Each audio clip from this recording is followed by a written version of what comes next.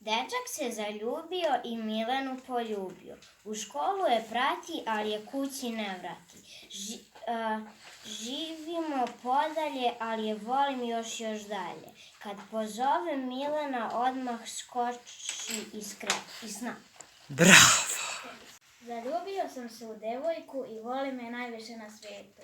Zovu je Milenica, tatina je mezinica. Najbolja je na svijetu, volim je kao planetu. Živimo blizu kao da je upala u neku krizu. Sviđa mi se od malena, zato mi se sviđa ime Mila. Bravo!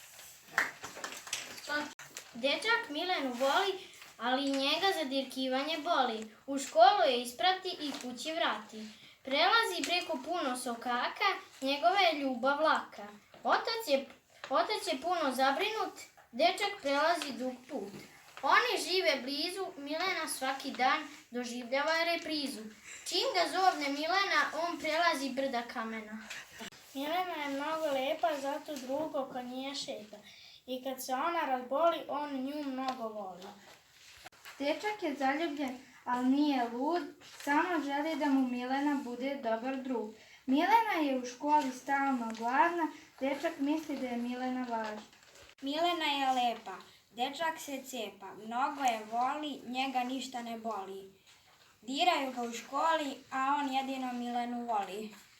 Milena mu se sviđa, on je stalno viđa.